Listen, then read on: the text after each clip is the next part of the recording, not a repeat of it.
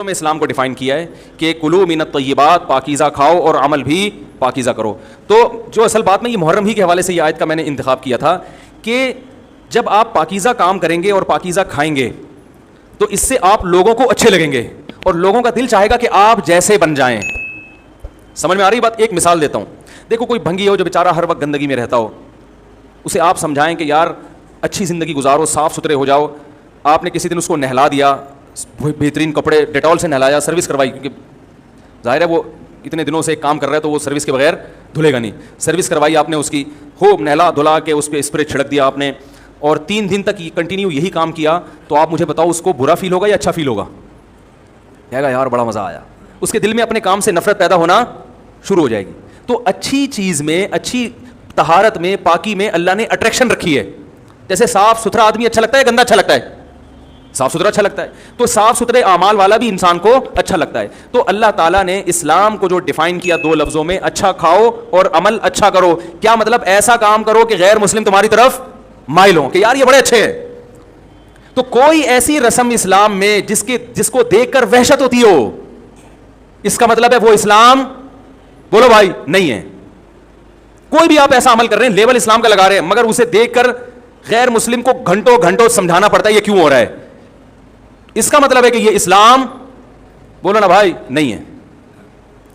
آپ مجھے بتاؤ محرم میں جو کچھ ہو رہا ہے, کیا یہ غیر مسلم کو اسلام کی طرف مائل کرے گا؟ یہ عمل ہے بھائی. یعنی کوئی غیر مسلم اسے دیکھ کے مسلمان ہوگا کہ یار ماشاءاللہ بڑا زبردست اسلام ہے. افسوس ہمیں اس پر ہے کہ دیکھو جن کا مسلک ہے, جن کا فقہ ہے, وہ جو کچھ کر رہے ہیں انہیں کرنے دو. اپنے بارے میں یہ فیصلہ کرو کہ ہم سنی ہیں یا شیعہ ہیں. فرقے شروع سے چلے آ رہے ہیں نا, شیعہ اور سنی, ختم کرنا تو ممکن نہیں ہے. تو حضرت عیسیٰ علیہ السلام جب نازل ہوں گے تو تلوار کی زور سے تمام فرقوں کو ختم کر دیں گے. تو جو کام عیسیٰ علیہ السلام کا ہے وہ خود کرنے کی کوشش نہ کرو, جو حضرت مہدی کا کام ہے وہ خود کرنے کی کوشش نہ کرو. ہم کسی فرقے کو ختم نہیں کر سکتے, لیکن ہم اپنے آپ کو ڈیفائن کر سکتے ہیں. ہم یہ بتا سکتے ہیں کہ ہماری رائے میں صحیح کیا ہے. تو میرے بھائی, نبی صلی اللہ علیہ وسلم نے فرمایا 73 فرقوں میں سے ایک جنتی ہے. تو یا تو ادھر چلے جاؤ, یا بولتے کیوں نہیں, ابھی نہیں بول رہے تو پھر عمل کیسے کرو گے؟ یا تو پورے ادھر چلے جاؤ یا پورے ادھر آ جاؤ. مجھے خدا کی قسم اس پر کوئی اشکال نہیں ہوتا کہ شیعہ لوگ ماتم کیوں کر رہے ہیں, شیعہ لوگ یہ سب کچھ کیوں کر رہے ہیں, وہ جو ہے وہ مرثیے کیوں پڑھ رہے ہیں. مجھے اس پر اشکال نہیں ہوتا. ان کے دلائل ہوں گے ان کے پاس, ان کے علماء ان کو بتاتے ہیں. وہ کب کہتے ہیں کہ ہم سنی ہیں؟ وہ کب کہتے ہیں کہ ہم صحابہ کو حجت سمجھتے ہیں؟ ایک چیز کا انہوں نے دعویٰ ہی نہیں کیا, تو ہم ان پر وہ کیوں تھوپے ان کے سر پہ؟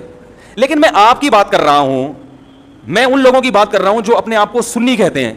تو بھائی پھر سنی ہو تو جو اہل سنت والجماعت کے جو 4 مکاتب فکر ہیں, حنفی, مالکی, شافعی, حنبلی, اہل سنت کے ہیں نا, ان کی کتابوں میں کہیں بھی اس طرح کی کوئی چیز, بولو بھائی, نہیں ہے. ماتم کرنا اہل سنت کے ہاں جائز نہیں ہے. نبی صلی اللہ علیہ وسلم نے میت پر چیخ و پکار کرنے کو حرام قرار دیا ہے. نوحہ کو, جو میت پہ رونا پیٹنا ہوتا ہے, گریبان چاک کرنا, اس عمل پر آپ صلی اللہ علیہ وسلم نے لعنت فرمائی ہے. صحیح بخاری, صحیح مسلم کی حدیثیں ہیں. حضرت جعفر طیار رضی اللہ تعالی عنہ, نبی کے سگے چچا زاد بھائی, میدان جنگ میں شہید ہوئے. 4 بیویاں بیوہ ہوئی ہیں, چھوٹے چھوٹے بچے یتیم ہو گئے. آپ نے ان کی بیویوں کو زور سے رونے کی اجازت نہیں دی. اتنا غضبناک ہوئے جب وہ باز نہیں آئے, آپ نے فرمایا ان کے منہ پہ خاک پھینک دو. حالانکہ بیوہ ہوئی ہیں, قابل ترس ہیں, لیکن چیخ کے رونے کی اجازت, حالانکہ وہ تو اہل بیت میں سے تھے. حضرت جعفر طیار ظلماً شہید ہوئے تھے. ہماری نظر میں حضرت حسین رضی اللہ تعالی عنہ کا قتل کربلا میں یہ تاریخ کا بدترین ظلم, اس لیے بدترین ظلم کہ آپ غیر مسلموں کے ہاتھوں شہید نہیں ہوئے, بلکہ ان لوگوں کے ہاتھوں شہید ہوئے جو اپنے آپ کو مسلمان کہتے تھے, اور مسلمانوں کی قیادت اس وقت ان کے ہاتھ میں تھی, حکومت ان کے ہاتھ میں تھی.